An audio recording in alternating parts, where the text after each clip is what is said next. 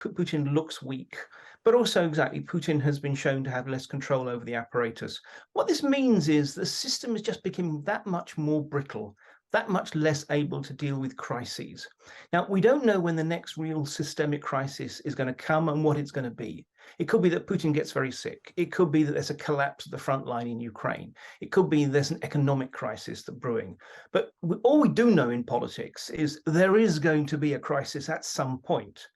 And then Putin will be in that much weaker a position to deal with it. A week ago, we were picking through the attempted mutiny by mercenary soldiers fighting Russia's war in Ukraine. It was a fascinating story. It kicked off last 2 Saturdays ago with Prigozhin's Wagner group mercenaries who got to within about 125 miles of Moscow before agreeing to call off his troops. There was this kind of last minute deal brokered with Lukashenko, and Prigozhin is now in exile in Belarus. But what does this mean for President Putin?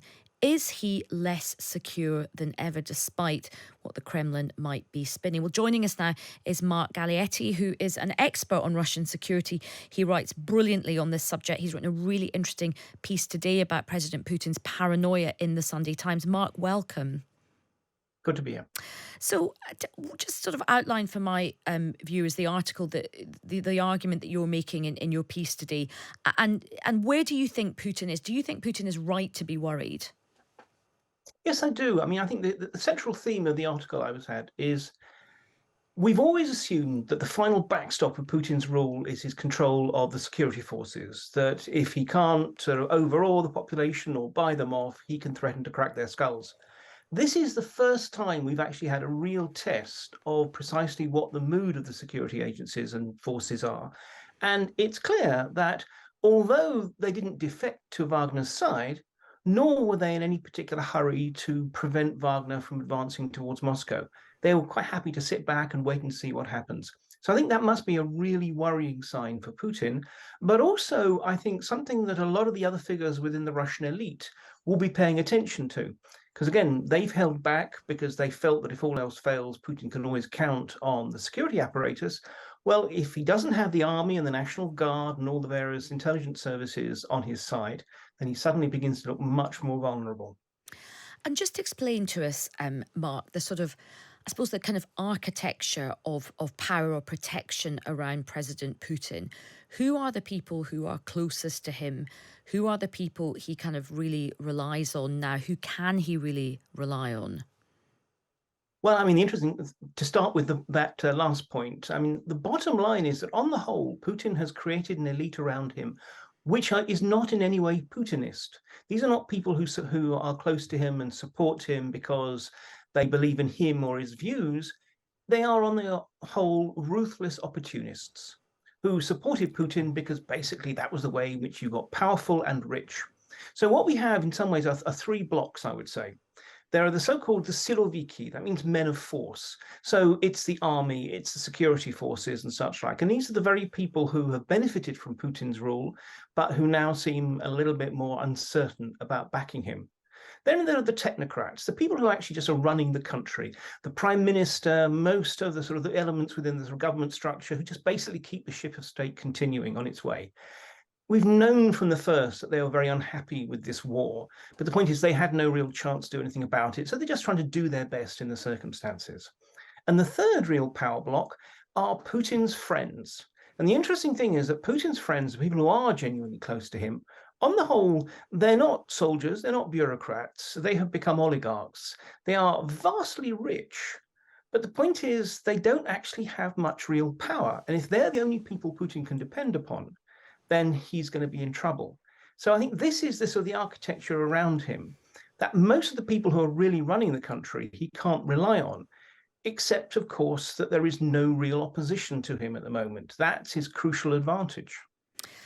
And so what do you think this might mean for his future? Do you think that this sort of failed rebellion, even though it failed, as you say, the fact that it was allowed to happen and some people kind of sat back for a long time, do you think that could quietly make opposition or people around Putin who think, right, it's now time to knock him off his perch, do you think that could give them some confidence that it could be done?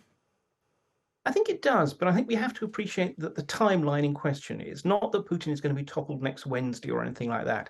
He got through this crisis, but at a cost to his authority. He basically had to backtrack. At first, he called Prigozhin a traitor, Yeah. stabbing him in the back. And then he had to make a deal which allows Prigozhin not only to leave with his life, but also clearly with a large number of his millions. So, in that case, Putin looks weak, but also exactly, Putin has been shown to have less control over the apparatus. What this means is the system is just becoming that much more brittle, that much less able to deal with crises. Now, we don't know when the next real systemic crisis is going to come and what it's going to be. It could be that Putin gets very sick. It could be that there's a collapse at the front line in Ukraine. It could be there's an economic crisis that's brewing. But all we do know in politics is there is going to be a crisis at some point. And then Putin will be in that much weaker a position to deal with it. And I think that's when we'll see the elite thinking, well, no, push has come to shove. We're going to have to make a decision. Do we back Putin and run the risk of going down with him? Or is this the time when we actually turn against him? So as I said, it's a question of, I don't know if it's going to be next week or next year or whatever, but when the next crisis will emerge, that's when we'll see the next crunch point. And look, so I mean, what you're basically saying to us is that this is kind of we're all in this for the sort of long game. But there's definitely a feeling from experts such as yourself, certainly everybody I've spoken to. There's a broad consensus from the Russian and the security experts that this does weaken him and this puts him in a much more vulnerable position. But what should we in the West?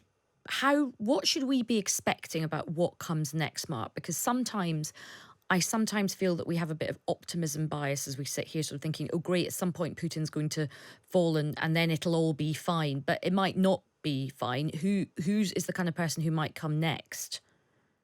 Well, it might not be fine, but I must say I am still in the unfashionably optimistic camp for the simple reason that look, there is no one who has the power, the authority, the status to just simply step into Putin's shoes. There is no obvious successor.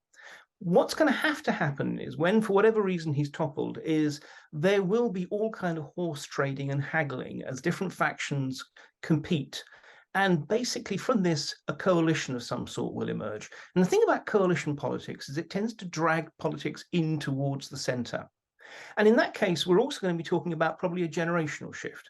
Putin is 70. The people who are closest to him are all pretty much in the 68 to 74-year-old camp. It's not likely to be one of them. So it's going to be a different generation and a different political makeup.